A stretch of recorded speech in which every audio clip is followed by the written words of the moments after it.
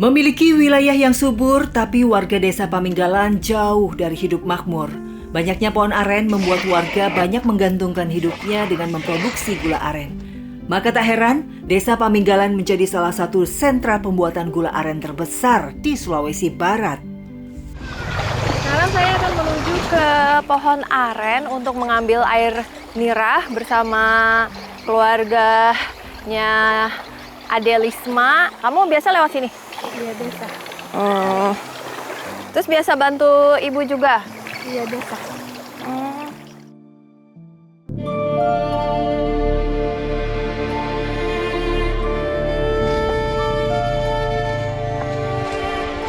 Letak pohon nira yang cukup jauh membuat perjalanan kami cukup melelahkan.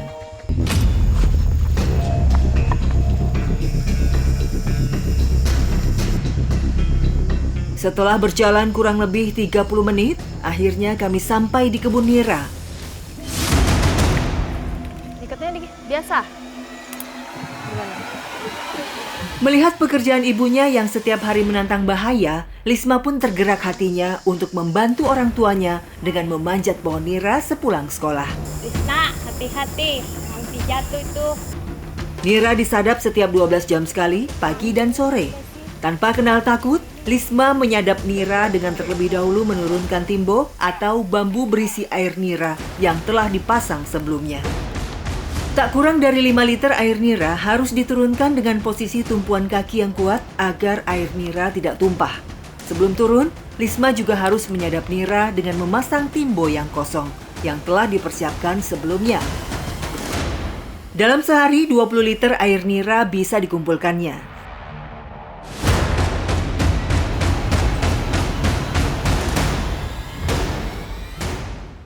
Lisma takut nggak di atas? Kakak Tidak. lihatnya serem tinggi. Tidak, karena udah biasa waktu kecil bantuin mama. Dari kapan emang Lisma bisa manjat? Masih kelas 4. 4 SD? Iya. Kenapa emang mau bantu mama? Karena kasihan mama karena bapak saya sakit. Susah nggak sih kalau naik ke atas tuh? Tidak, karena udah biasa. Sakit nggak kakinya? Tidak. Nah, jadi bisa dibayangkan ya, Lisma nih masih kelas 7 SMP, tapi sudah bantu ibu untuk mengambil air nira semenjak kelas 4 SD. Dan dia harus berlalu lalang melewati tangga yang cuman dibuatnya dari bambu untuk pijakan kakinya. Belum lagi nanti kami harus membawa air nira ini untuk menuju ke desa ya. Nanti bawa ya, gimana? Setelah terkumpul, air nira langsung kami bawa ke tempat pengolahan gula aren.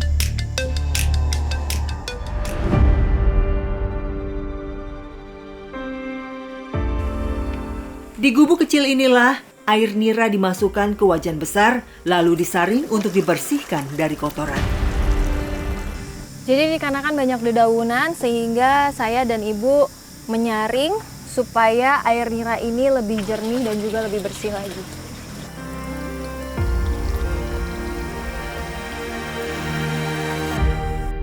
Setelah mendidih, kemudian timbo kami bilas dengan air nira yang panas.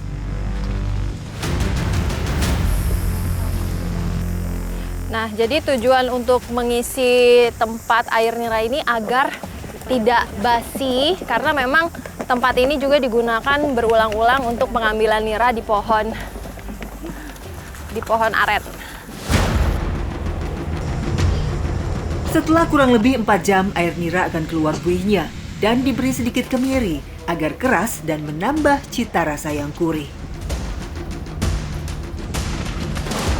Nah, supaya air nira ini menjadi gula merah, biasanya ibu mencampurkan kemiri, 1 butir kemiri ini ke dalam air niranya.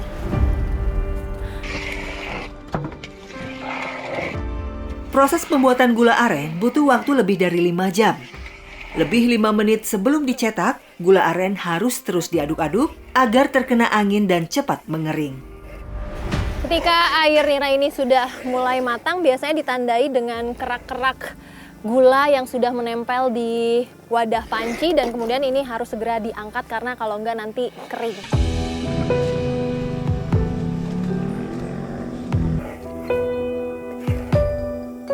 Dalam sehari, Bu Salmiah bisa membuat hingga 18 buah dari 20 liter air nira yang dikumpulkannya.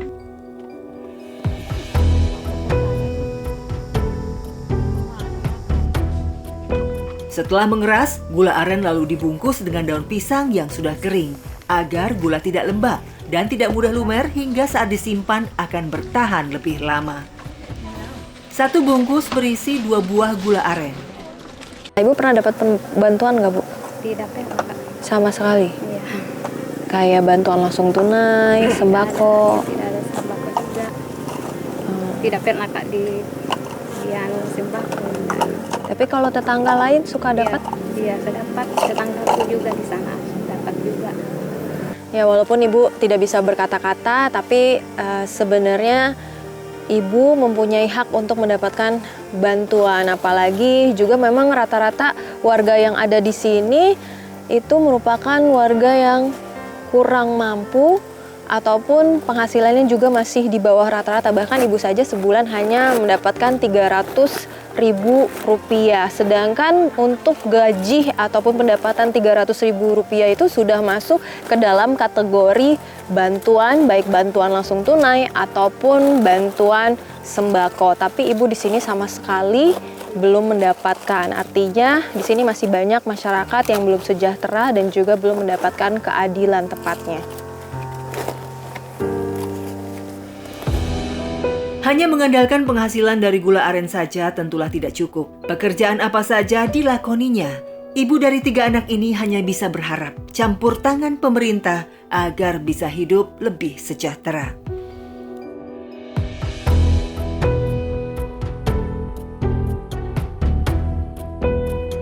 Harga gula di pengepul lokal dipatok Rp12.000. Padahal harga di Makassar bisa mencapai Rp21.000 per kilonya. Infrastruktur jalan yang sulit membuat transportasi angkut hasil bumi warga menjadi mahal, sehingga mereka pasrah dengan harga yang ditetapkan pengepul lokal.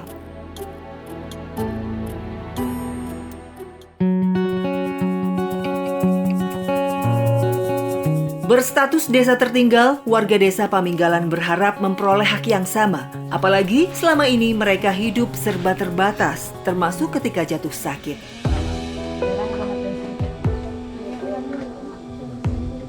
Fasilitas kesehatan di puskesmas pembantu kurang memadai, sehingga pasien dengan keluhan berat harus dilarikan ke puskesmas.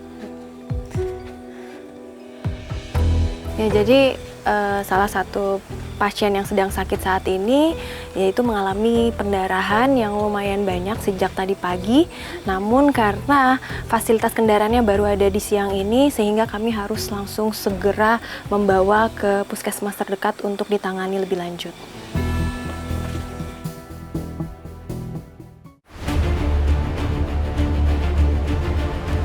Pasien dengan pendarahan akibat keguguran bahkan harus menahan sakit, menempuh 15 km perjalanan dengan mobil off-road untuk keluar dari desa.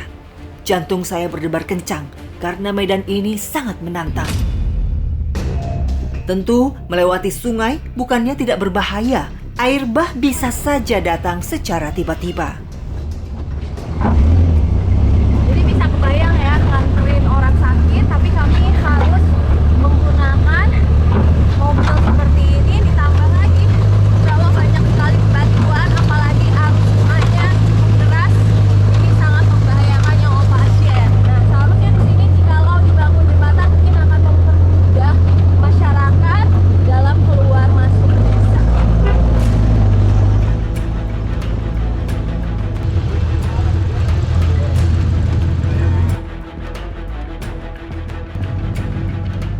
Melalui jalan tanah yang licin dan lembek bekas guyuran air hujan, membuat ban mobil off-road sering slip dan terpleset di antara lumpur.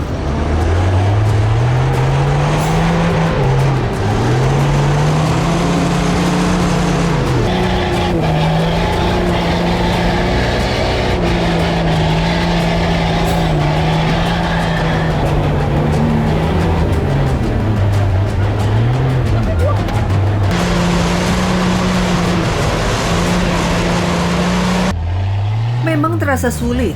Bisa dibayangkan perjuangan bapak pengemudi. Ia harus menjaga keselamatan pasien dan penumpang lain untuk keluar masuk desa.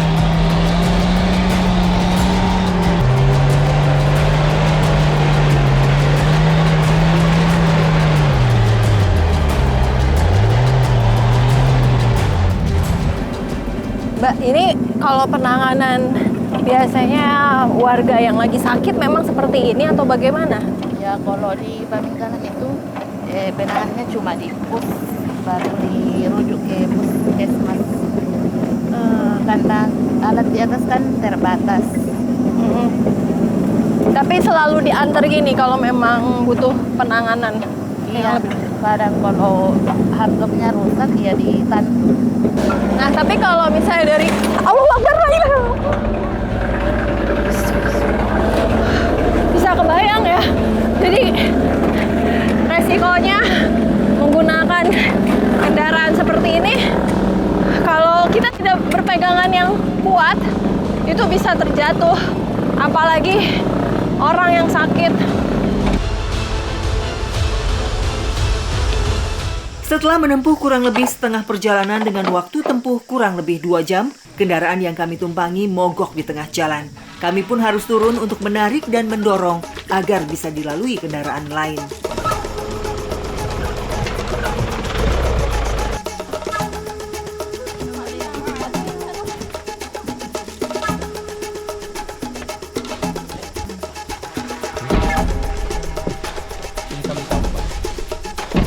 Ayo, 1, 2, 3. Pasien tadi sudah pindah, tetapi mobil yang tadi kami tempatin atau kami tumpangi mogok dikarenakan jalanannya susah sehingga kami harus menarik menggunakan tambang ataupun tali agar mobil ini bisa lewat. Ayo Pak, lagi Pak. Yo, 1, 2, 3. 1, 2, 3. 2, 3. Ganjar tuh. Yo, terus. Lagi.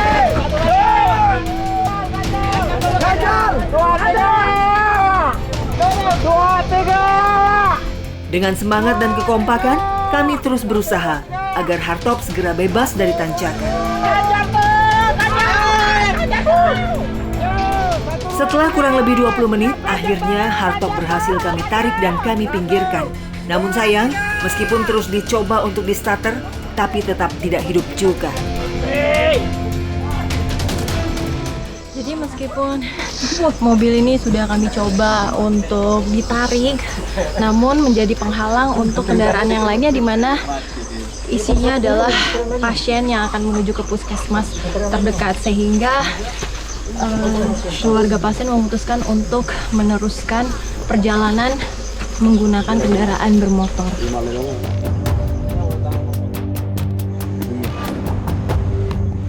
Beruntung di sini ada kendaraan roda 2 yang lewat, sehingga pasien bisa langsung dilarikan ke puskesmas. Semoga saja pasien segera dapat ditangani dan segera diberikan kesembuhan.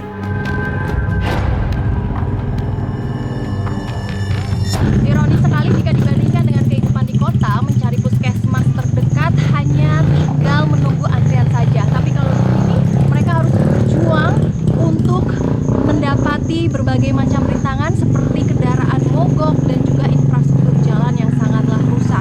Kemudian belum lagi mereka harus menunggu lama untuk sampai di rumah sakit ataupun puskesmas terdekat.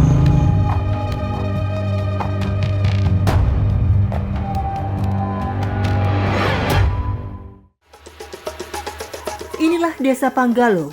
Tanah yang subur ternyata tak mampu membuat warganya sejahtera. Sebagian besar masih hidup di bawah garis kemiskinan. Mereka menggantungkan hidupnya dari hasil kopi, kakao, nilam, dan cengkeh. Terletak di ketinggian kawasan pegunungan dengan ketinggian kurang lebih 700 meter di atas permukaan laut, membuat kopi tumbuh subur di sini. Nah, biji kopi yang saya petik ini jenisnya adalah Robusta. Kalau misalnya dibandingkan dengan Arabica, biji kopinya itu lebih tebal dan juga lebih besar. Dan ini juga cocok ditanamnya itu di atas 650 mdpl. Sulitnya ekonomi membuat para ibu buruh petik kopi harus berjuang untuk mendapatkan penghasilan lebih, membantu suaminya yang berpenghasilan serba terbatas.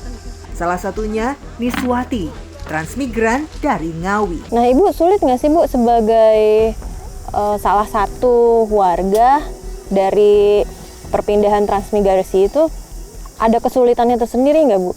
ketika tinggal di sini? Sangat sulit, Mbak. Soalnya itu enggak sama dengan prosedur TRAN. Ternyata di sini setelah datang di TRAN itu cuma dilepas begitu aja, enggak ada binaan, enggak ada bimbingan, enggak ada perhatian. Jadi cuma hidup masing-masing aja. Kopi yang sudah dipetik segera dibawa ke tempat penjemuran. Sebelum proses pisah kulit, biji kopi terlebih dahulu dijemur agar tidak rusak saat digiling. Lamanya penjemuran kurang lebih 14 hari di bawah terik sinar matahari. Namun saat cuaca mendung bisa mencapai 30 hari. Lalu kulit dan biji kopi dipisahkan dengan mesin khusus. Setelah digiling, dari 30 kg kopi kering yang masih ada kulitnya dapat menghasilkan kurang lebih 20 kg biji kopi kupas.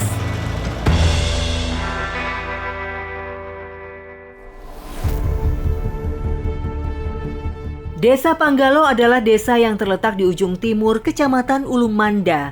Memiliki kurang lebih 1.000 jiwa dengan pendapatan warga rata-rata Rp300.000 per bulannya.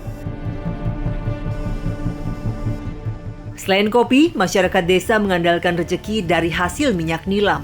Setelah berjalan kurang lebih 20 menit, akhirnya kami sampai di kebun nilam.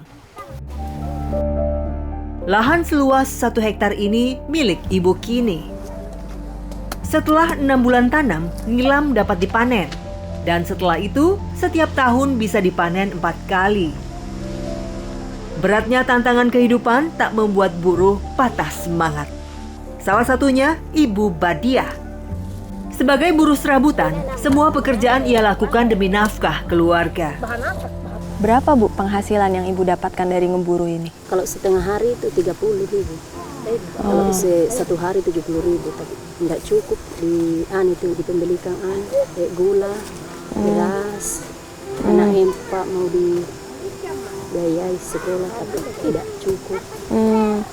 Berarti penghasilan Ibu dalam sebulan berapa? Kan ini nggak terus-terusan panen, Bu. 150.000 per bulan. 150? Iya. Nah, terus buat menuhin kebutuhan anak di rumah gimana kalau nggak cukup? Pergi ke warung beri utang. Juga tetangga. Ngutang jadinya? Sampai sekarang Ibu masih punya utang nggak, Pak? Iya, punya utang juga di warung. Banyak? Iya, banyak. Tapi belum dibayar. Mungkin ada setengah juta. Ada setengah juta, Bu. Nah, ini adalah salah satu perjuangan Ibu ketika bekerja hanya untuk membiayai kebutuhan keluarga. Ditambah anaknya yang masih 8 bulan ini juga harus ikut dikarenakan di rumah tidak ada yang jaga. Dan seperti inilah keadaannya ketika anaknya sedang nangis. Ya, tapi mau gimana, Ibu tetap harus kerja untuk memenuhi kebutuhan hidup keluarga. Begitulah faktanya.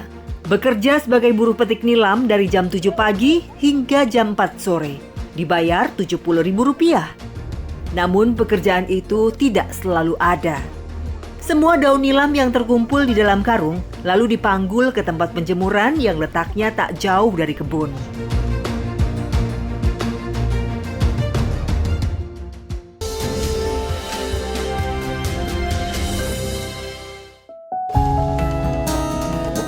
Nilam yang sudah dikeringkan sebelumnya lalu dimasukkan ke dalam ketel. Hanya terdapat satu penyulingan dengan kapasitas rebus 500 kg daun nilam. Desa Panggalo hanya terdapat satu ketel penyulingan. Padahal kurang lebih 10 hektar tanaman nilam ditanam di sini. Minimnya tempat penyulingan membuat nilam sering berjamur dan kadaluarsa. Akibatnya, petani sering mengalami kerugian. Warga hanya berharap kepada pemerintah untuk diberikan modal membangun ketel agar saat panen tiba, nilam mereka bisa disuling. Jadi tujuan untuk mengencangkan kuncian tutupan dari wadah ini adalah supaya uap dari minyak nilamnya itu tidak keluar sehingga yang dihasilkan semakin banyak. Minyak atsiri yang diperoleh dari penyulingan tanaman nilam disebut minyak nilam. Minyak nilam ini menjadi salah satu bahan dalam industri pewangi dan kosmetik. harapan saya dari sini ke depan bagaimana caranya ini nilam ini bisa naik harganya. Pemerintah bisa melihatlah warganya yang susah, apalagi di sini kan pegunungan. Bagaimanapun pemerintah coba dicarikan jalan untuk kita warga yang pegunungan, khususnya dari petani nilam. Harga minyak nilam di pengepul dipatok Rp380.000. Namun sayang, harga yang tidak stabil membuat petani nilam sering mengalami kerugian. Warga kini menantikan campur tangan pemerintah untuk menata aturan harga minyak nilam agar perekonomian warga berangsur membaik.